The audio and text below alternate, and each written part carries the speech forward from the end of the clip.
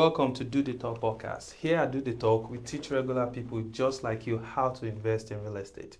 My name is Ibrahim, and my co-host here is Ahmed Lawal. Ahmed, how are you doing today? I'm doing really, really good, Ibrahim. Thank you Great. for asking. It's another day here at Do the Talk, and like we always say, this is your free real estate podcast, and most especially for our immigrant people, this is your free real estate podcast. We always, give it to you the way it is. No sweet talking, nothing like that. And that is exactly what we're going to be doing today as well. So today is going to be a little bit different from what we usually do, and we want to spice it up and bring you bundles instead of just one topic, right? So we have list of things that we want to touch on, and we are going to be generating and making sure we touch on them randomly. So that is what we're going to be doing today. It's not one specific topic, but it's all of the topic. We're going to be touching on a lot of stuff today. So this is something you don't want to miss because it's bundle, not just one. Yeah. So the way it's going to happen is we're going to generate the number, then whichever question we pick, then we discuss it briefly, then we move on to the next. Let's go. All right, question number 1 is question 3. Really? Question 3, Ibrahim says, would you rather sell 1 million home or 100K home? I would say, personally, I would like to sell $1 million home.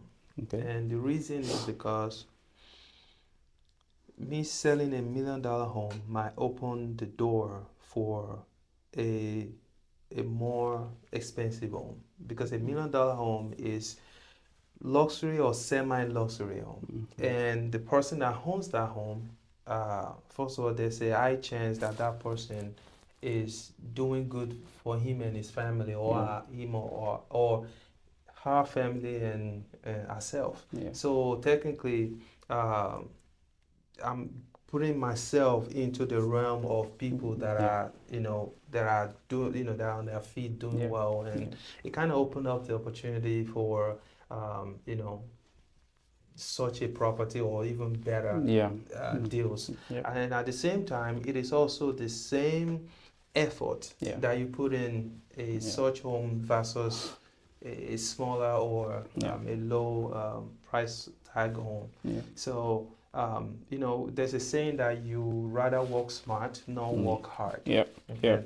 So I'm open to any price. I mean, that's not the point today. The point here is that we are trying to figure out which one is efficient. Yes. So I will take 1 million. I think you said it well. Really, the same efforts you're gonna put into 100K home is the same effort you're gonna put into 100 million home. And just like you said, that puts you in a high network circle as well. So which is very big deal, if you can get 3-4 of those in a year, it's really a good income. And once you do it the first year, the second year is going to even be better, the third year, and before you know it, you'll be doing per week, right? So that is good. Another thing I want to add is 100K home, just like you said, it's not as if it's a bad thing. It's just that the effort that goes into it is going to be like 10 times the effort of 1 million, which the commission is going to be the same. But when we think about how much people we are going to meet, go through within the course of doing that 10 homes, that might even also be an advantage as well, because now that enlarge your cost of resources that you can tap into. But aside from that, I also want to do $1 million deal. So let's do the second question. So question 10. 10, okay. So let me read this to you. 10 says, who influenced your career the most? Honestly, can I just pick one or multiple people? You can pick multiple people. I'll say my wife, one. zeal of entrepreneurship. I've always been that guy of go to school, get a 9 to 5 job and all that. And I've always advocate for that. But when she dive into business and I see how much return she's getting, that kind of open me up, like, you know what, maybe you've been having it all wrong all this time. That's one. The second person is you. Honestly, if I'm gonna talk about real estate career, honestly, I've always want to be that one lone wolf guy. I don't want anybody to know what's going on with me. Just moving silently, not really showing myself what I know and all that. But when you kind of come in, you are like, you know what, bro? If people don't know what you are doing, how are they going to patronize you? And that changed the whole. And one thing about me is when people tell me things, I think it through and I try to see if what they are saying is true. And if it is, I switch it up right there. So in my real estate career, I would say those two people, the first person that make me think about entrepreneurship in the first place, and you kind of blow everything out of proportion. Even the day we talk about property management, the second day you send me a client and I'm like, we just talked about this last night. So really, those are the two people for me. Well, that sounds interesting, and I'm happy that I'm able to boost you. You know, of course, it's not about somebody just tell you something. It's about you taking it, digesting it, and putting it to work. Because we all know that the property management is not like it's easy job. No. But you are taking the challenge, and you are, providing services and making life easier for the landlord. So I would commend you for doing that, really digesting it and putting it to work, because that is the hardest part of it. Somebody telling you something, it's easy for anybody to tell you anything. It's you taking action and making it, putting it to work. So, on my side, it's more of, as you mentioned your wife, my wife she's not into business. However, she's very supportive, and when I come up with anything, she's there for me to hey, let's do it, know. So, and also everyone around me, because I kind of take the energy of everyone and put it together and solidify it and, leverage on that. So, you think, I'm sending you a deal, but you don't know that you actually also boosting me in the sense that when I see that, okay, oh, let's do this, and we are doing it. Yeah, for example, this podcast we are doing, of course, we are not making money from it. We are doing it for free for you guys. At the same time, I'm getting energy from you showing up to keep going. For you doing it with me, the energy is there. So, and of course, you know that we are building integrity by doing this, because we try to come here as much as we can. We are honest with our opinion. Like today, we are giving out how we feel about real estate. And of course, our audience are looking at it. They are seeing that these people are genuine and they know what they are doing. So we'll come back and benefit you and I. So even though we don't intend for that. Yes, because the goal is to educate people and make sure they are maximizing the resources they have around them. And we are one of your resources. So we want you to leverage on that. Call us, talk to us, let us help you. We are happy to do that all day, all night. Absolutely. Okay? So we can go to the next question if you don't mind. So number 8, what is a mistake you made earlier in your career that you will never repeat? Okay. Do you want me to do that one? Or okay. In my earlier career that I would never repeat. One of the mistakes is that when I first started, I don't keep information like the way I'm supposed to. For example, let's say 2 people, a couple comes to me and say, hey, we want to know about a home or something like that. I would take one person's information. Okay. Or not taking enough. For example, I might take the person's phone number, the person's name, without email, for the one person. Or if 2 people come to me, I take only one person's information. The side effect to that, or the what makes that inefficient is because if that one person maybe the person is so busy and you couldn't reach out to that person, then you are stuck. And sometimes a deal comes out that you know that both of them would love to have that deal. But because the one person information that you have, that person is, stuck busy at work or like something is going on, you are not able to reach them and they might miss that deal. And after they call you, afterwards when the person is available and call you back, like, oh, sorry, the deal just, he or she will be like, oh, no, you should have, do you have my wife information or do you have my husband information? And then I will try to get it. But so what I'm saying here is that it can be so serious where, the person will feel disappointed, like, oh, you should have let me know. You should have, So I've learned that, now whoever comes to me and need my service, I need to get the information of all parties that are involved. Except if they refuse or have any reservation towards that. Otherwise, I will request for that because I'm trying to make sure I get them what they need, like maximize the kind of like they maximize the opportunity. Then let them get what may come after that. Like for example,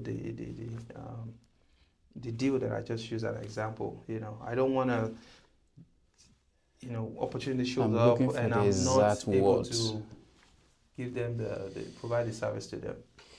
Actually, giving value. Yes. Yeah, just so you can, that is what I'm looking for. Okay. Well, for me, honestly, it's about, one mistake that I made earlier on. What would that be? Mistake I made earlier. So for me, let me go with similar stuff. So I started thinking too small, and instead of preparing for the expansion, I kind of boxed myself. And at the end of the day, I realized that I don't have the tool that I needed, and I don't have the capability, and also I lose out a lot of data. So I started using some tools that can only, manage 10 property, 5 property. And at some point, I quickly realized that I've outgrown that. So instead of trying to micromanage myself, think out of box, like, okay, what if I end up managing 1,000 property? What if I end up managing 2,000 property? What if I end up, the company end up getting more clients? So you should think about, when you actually blow up, but not, underrating yourself. I think that's one thing that I did early on until I kind of realized that, okay, this is like becoming a very big and huge brand right now. So I have to really pick it up and do the needful, and use the proper tool. All right, so can I add one real quick? So and another one is I learned that one of the mistakes that I've been making. And I still struggle with it a little bit, but I'm very better now in it, and by trying to avoid it as much as possible. And whenever it comes to me, I try to fix it right away. And this is what I'm saying. I don't follow up in, for example, someone comes to me like, hey, I want to get a home, but I cannot right now. I will call you back when I'm ready. The ideal thing is to call that person back after like 6 months, 8 months, and it's a lot of people struggle on this because put them in the CRM. So you can even when you have a CRM, you have to actually put in the work and call those clients and make sure. So I guess part of the struggle is sometimes when you call, the person is still not available at that moment, and now you have to remember to call them again. So, and when you have enormous client base, it's kind of tough to keep up with everyone. But I am trying my best to call my client. And so if you see my call, that's what I'm talking about. So when you see it, please call me back. That way I don't want to forget you, and please give me a call back. So okay, that's that. So the next one is number 1. Number 1. So what is number 1? Number 1 is, who is more likely to buy a single family home? No, who is more likely to buy a home? Single men or single women? I think single women. Single women. Sorry, my guys. It's just the reality here. I think single women tend to buy houses more than men, because men have this free will of, if I can just find my bed somewhere small, cozy, then I'm good. I don't need a huge house. Why women, the minute they like grown, they want to have their privacy, they want to have their own room, they want to have their own kitchen this certain way, they want to have their dining this certain way. So they tend to jump that leap early enough than men. Men, if you don't push men, sometimes we can live in one room for the next 10 years. We are so comfortable around ourselves. We don't usually, we rarely see men that say, oh, I want my kitchen like this, I want my bedroom like this. You rarely see men that says that. But women, the minute they grown, they want to have it certain way. That even if they live with roommates and that roommate is having it like the other way, they be like, no, this is how I want it. So, and statistics support that as well. I just stumbled on it recently. It looks like 60% of single women buy home, while like 25% of men. So that's also solidified that women tend to do it. And I think the reason why that is what I mentioned. Women like their things to be certain way. Yeah. They don't want you to mess with their stuff. So yeah, what do you think, Ibrahim? Yes, especially if that single woman has children or child, it kind of increases their chances, or their the potential that person will buy a home. Yeah. Because they feel like they have to provide a nurture environment, a cozy place for the kids and everything, which is a normal thing to do. A responsible woman would try to provide that for our children or our child. And men, we are okay, or we are we are built to kind of, just manage where we are at the moment, and especially if the man also does not have children, and since he is single, he might just want to, okay, well, it is what I'm just gonna stay here as long as I have things going on for me, like my work and everything. But women like a well organized, well relaxed, well cozy, and so there's a high chance, a woman will buy a home first, even though she's single. Versus male. And most of the time, even the male that purchased a home, look at it very well. Sometimes there's a woman besides that man before, that triggered the whole thing. Like, hey, we have to buy a home. And we are blessed to have women around us, because the truth is, a lot of things that we have done or we are doing, including you and I, our women, they are at our side. That is why we are able to do it. Or that is why we are even thinking about doing it. Sometimes we don't even think we have to do it, but because of, we know that we usually feel comfortable. If you don't have them around you, you just feel like, what? I'll be fine. Okay. Is that it for you? That is for me. Okay. So the next one is number 2, which is what is the scariest moment of your professional career ever?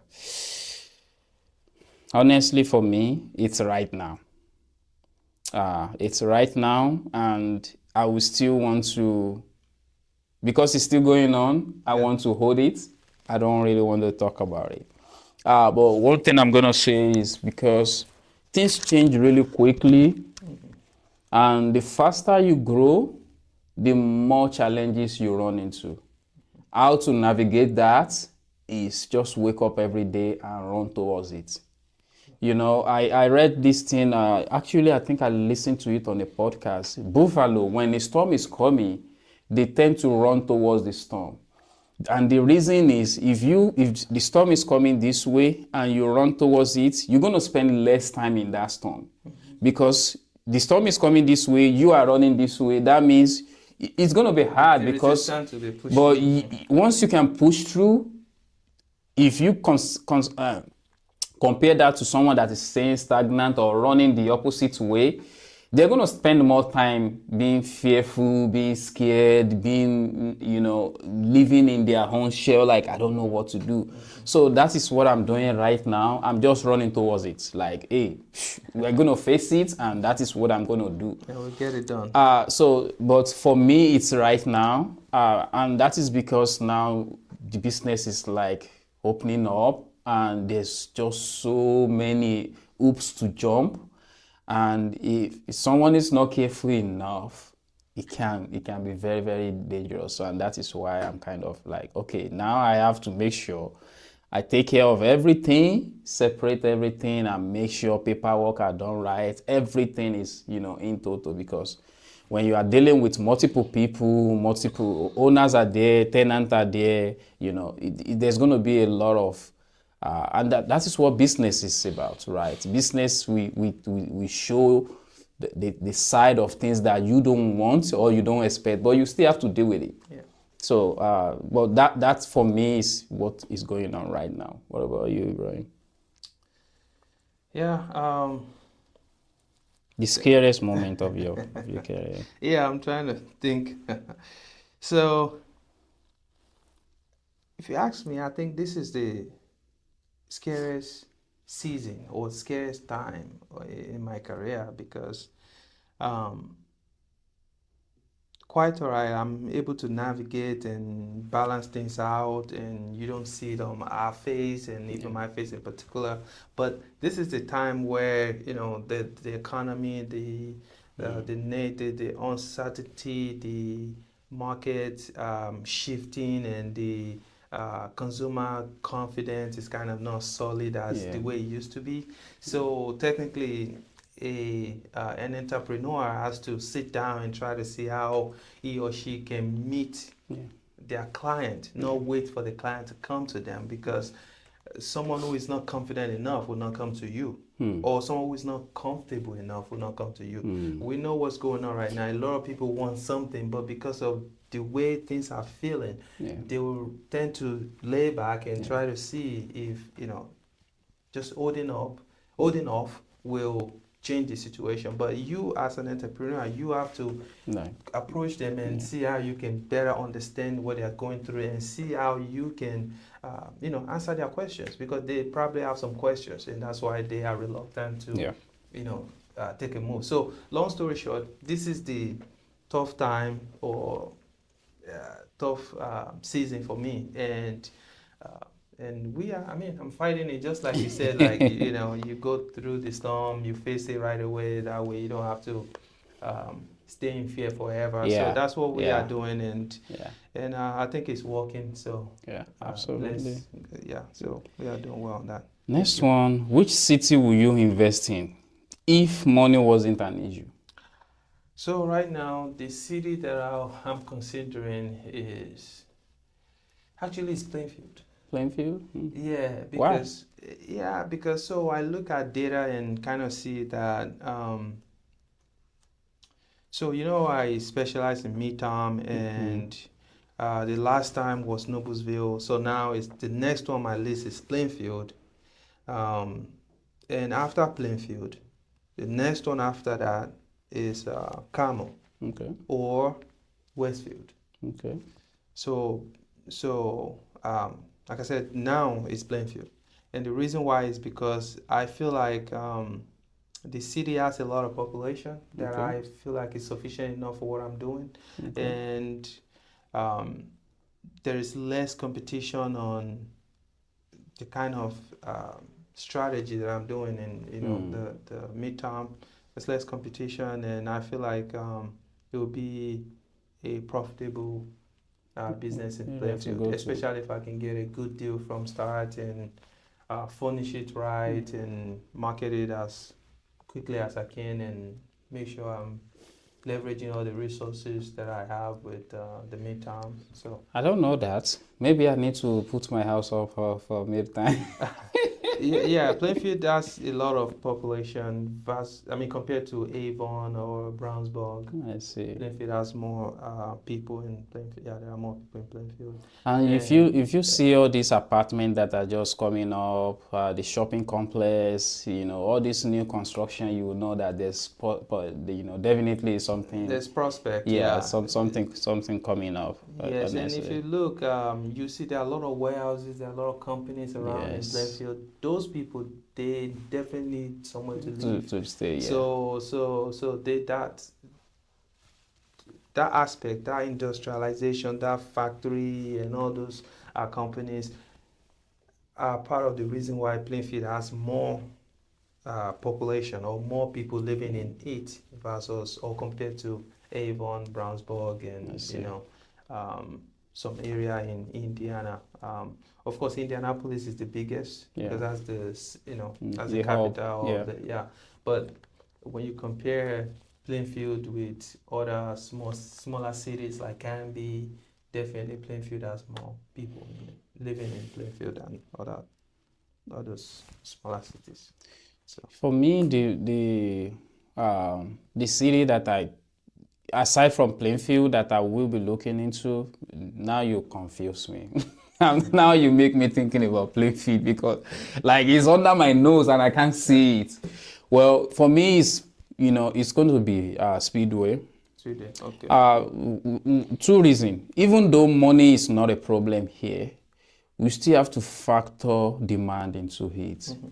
Speedway have very limited housing needs and there's a very high demand. Everybody wants to stay in there just because of the raceway one and also the accessibility to downtown and the nightlife around, It's very, very easy.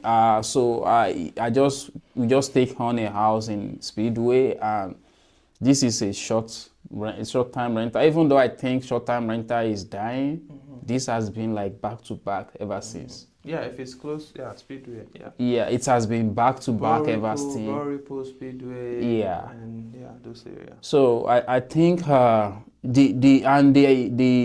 medium price is very, very affordable. That's good. So it's not very high.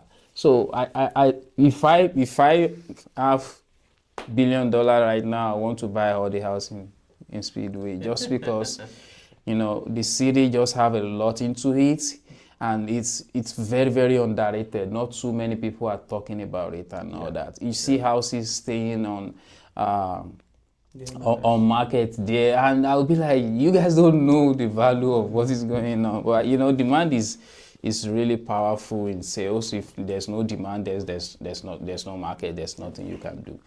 But Speedway for me has been a game changer for me and high hope now since I've been in that market, and I think Speedway will be where I will be looking to grab anything right now. But now you mentioned Plainfield and I'm like, should I do Plainfield or Speedway? Yeah, Plainfield. So with short term, Speedway will be great. But when you look at the midterm, especially when you are into temporary housing, Speedway may not be the best because majority of the houses there are completely owned. And those people sometimes they don't have insurance because they own the house. They don't feel like they have to do that, and also the houses there have been there for a minute, so because of the age and the condition of the property, some of them they don't have homeowner insurance. So it depends on what kind of strategy you are running, and if it's short term where people just come and go, definitely that would be the best. But if you are targeting a particular it depends on your niche, basically. Yes. It depends on your niche. So Yeah, so Speedway, I will consider Speedway in the future, but I just feel like for a niche that I'm running, it might not be the best. Yeah, absolutely. So that's that. So, what is the most memorable lesson learned the hard way? I think the one that I would say is that do not over leverage yourself. That puts pressure on you. Yeah. Yeah, it puts pressure on you. When you over leverage, it's put pressure on you. So it makes you work harder. Yeah. But what about you if you are working hard, but the situation is not making it look like the product is I get that 100%. So I totally understand. Yeah. So because I have experienced that, and I'm experiencing it kind of right now, but I'm still able to maneuver and everything. Okay. But do not over leverage. When you over leverage, it can be. That is real. That is real. I'm not even. It is real. I always tell people, 2023 was my worst year ever, and that is why I over leverage. And ever since then, it's not as if I'm scared, but I'm making sure everything is right before I jump. It can never be right, but when you have seen it before, you know that, man, it's not a good place to be. So I agree with you on 100% on that. I think mine is on the repair. So I have a flooring issue that I'm supposed to just, replace, and I think, you know what, cleaning it is going to do it. Then I remember that. Then I spent thousands cleaning the carpet that I should have just put some. Then I end up replacing it with almost the same amount of the cleaning I've done. Wow. That was very painful. Very, very painful. When I was very stretched. Yeah. Now I'm wasting money. The second one is I hire a non-professional for an electrical work. The work he did now blow up everything. At the time that I don't have money. Then you have to now fix. Now I have to buy another. He will claim he didn't do it. He'll say no. Oh my goodness! It's not his fault. He even blow up his own tools. And when you have done this before, you know that it is even painful, very, very painful to repair, because the person that you are calling to come and fix it now, they charge it double. Yeah. Because they have to undo what has been done before they now do it the right way. Yes. So they will tell you they will spend more time doing it, so they will charge you more. Yeah. So you see how painful that can be. So those are lessons that, it is very, very. So when I'm telling people now, when they say, can you give me the number of this guy? I will say, what do you want to use him for? Because now that forced me to learn the strength of every contractor, every vendor I work with. Because if you're talking about concrete, I know who to go to. If you're talking about plumbing, I know who can do it. Anything that is like, electrical, I will tell you don't go to that guy. He's going to tell you can do it, but that don't go to him. That doesn't mean he's a bad person. Yeah. But there are some people that you just need to determine their boundary for them, because they will take on anything you give to them. Yeah, you have to identify their strength, because some people hide their strength, what they can do, or they over present. Oh no, I don't say. They what do you call this? Exaggerate. Yeah. Exaggerate their strength and say, I can do this, even though that person has not tried before, or he has not seen anyone repair that, but because he just wants to see if he can get it done because it looks simple, and at the end of the day it will cost you more. So you have to know because there are a lot of contractors out there. They can do more than one thing. At the same time, they have their preference. They have what they love to do. They have what they know it's their bread and butter. Everybody have their strengths. So you have to see which one is their strength, and that's where you work with them on. Not the one that they are just trying to do try and error. So you have to be careful on that. So we have like 2 questions left. Let's just go straight to those. Oh no, 3 actually. I will leave the real estate one for the last, but what will you rather be known for, money or for impact? Well, that's a good one. So when you are known for impact, you probably have money too. Like real impact, you probably have money. So when you say you are known for money, it's like the answer is what do you call this? It's like it's a no-brainer, or like I'm trying to think about the right word. So here's what I'm trying to say. If you are known for money, that you have money, in most of the time you've made impact. Except if you're... There are some people that have money that they are just they just don't care. They just but okay, I would rather make impact, because when you make impact and you do it the right way, you will have money. Money will come. Yes. So even if money it's not huge money, when you need it, people will show up for you. Yes. So I would rather make impact than having money. So, because I know that the impact will bring me money. Yes. Yes, 100%. And it's just like the job we do. We provide services, and people always do this for money, and they forget one thing, that other people are just like them. You are not smarter than everybody else. People are. In fact, a lot of time you will work with a lot of smarter people. I've had clients that they are the one telling me what to do. Sure. And you can continue to argue with them, but they are right.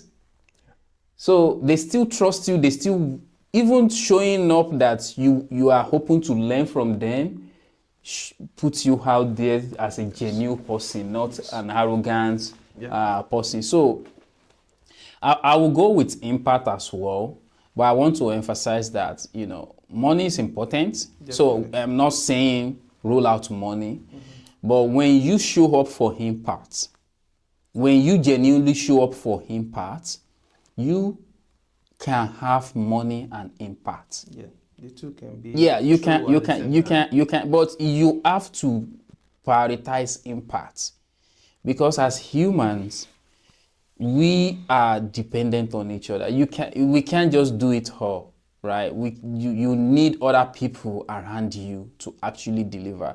We've seen business that downgrade their employee and just went out of business, because they forgot that those employees are the ones that are satisfying their customer.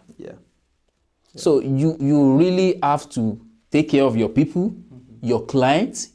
Forget money will come, especially in business. If we're working with people, vendors, if you owe them money and you don't pay, there will be a day you will need them. They will not show up. And even if you don't have that money, one of the people that I work with, I call them up and they are telling me stuff, and they are like, Mama Bino, you are just here, Mati, for me. And I'm like, Subhanallah, why don't you remind me? It's like you don't normally do it. You don't normally do that. So he's thinking in his head like, I don't have the money. And I'm like, I have forgotten. I don't even remember again. That there's so much moving on that day that I really forgot that I have to give you the money, and I pay him that day, and I really apologize, genuinely apologize. But he didn't mention it because he know that this person is not like that. So people will show up for you when you don't really think they will, not because of the money, just because of who you are, the impact you've made, your true side you've showed them before. So that is very a good one for me. Anyway, what's something people should expect before buying a home that they usually don't? This is very good for you. Okay, so they should expect that the estimate that a realtor or a lender is giving you is not final until you get the settlement statement. Or the final closing disclosure. Because the person will estimate, okay, insurance this price, the HOA this price, but until those final number stakeholders bring their bill and them running it together, merging everything together, they will not get a solid number. Because I've seen situations where insurance is estimated for like $90 and it came back to $110, or $100 came back to $79. It can be lower. It doesn't mean because they gave you estimate it's higher. No. So it can be, but just keep in mind that it's an estimate. Now the other one is keep in mind that you have to come out with some money.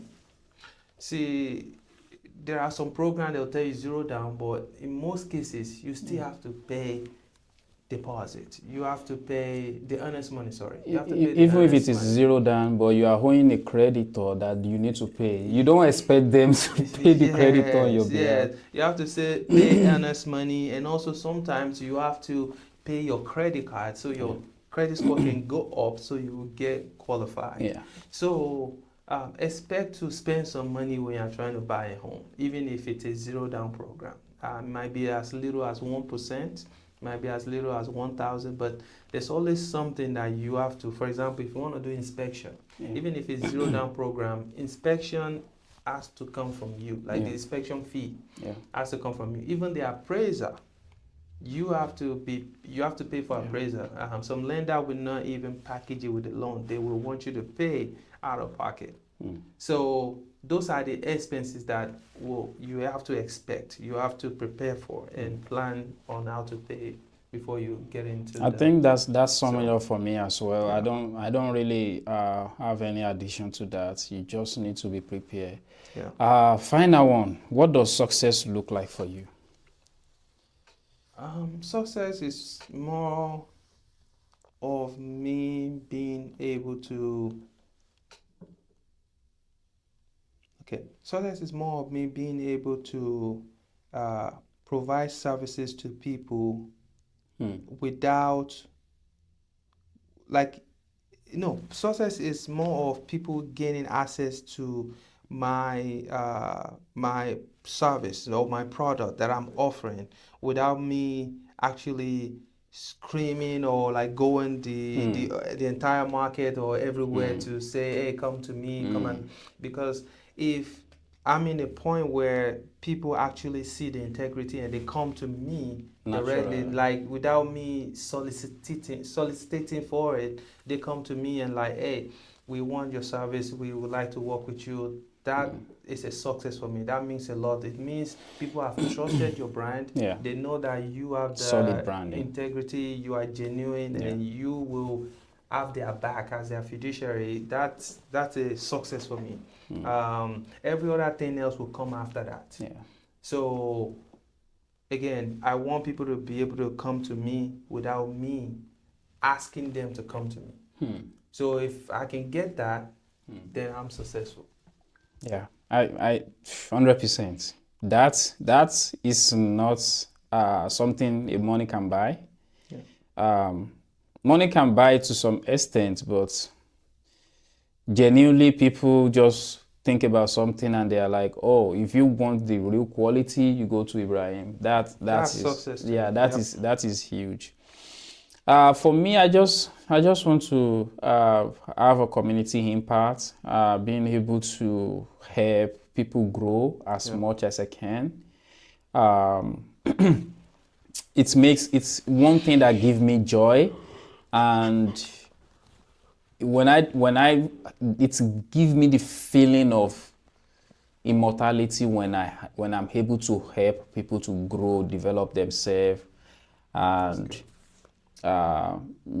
it's just something about it that always, even when I'm able to help someone, I always have this. It's not about the money or anything. If money is part of it, that's fine. But when people need my help and I'm able to deliver, it's gives me a very good feeling. Even at my 9 to 5, when the customer, I kind of get a little bit upset last night because I'm trying to help a customer and people are standing in my way. So outside, even outside of my business, it's just something about me that I just want to be able to be helpful. I want to be able to help. And you value your customer. Yeah, and if I cannot do that, or someone is standing in my way, it's always get to me. But yeah, it's one thing that I see as a success for me, able to provide that's helpful tips, ways to grow, give you resources, being able to help, get my hands in there and be able to help you and all that. That's a success for me. Anyway, I think that is everything for. That'll be it for today. Yeah, thank you guys so much. We wish you enjoy this. Now, before we go, Ibrahim, we want to continue to build the brand so that people can reach out to you. How can they reach you if they want? Oh yes, if they want to reach out to me, you can just take your phone, type ibrealtor.us. When you go there, you'll see my phone number, my email, office address. You can come to our office as well. Yeah. It's 1647 East Main Street. Again, 1647 East Main Street, Plainfield, Indiana 46168. Yeah. Ahmed, how can they reach out to you? Yeah, you can go to haziopham.com, haziopham.com. Also there you can see the listed property. You can reach out to us if you want us to help you manage your property. So if you go to haziopham.com, that is where everything is happening. Until next week, see you. Bye. Bye.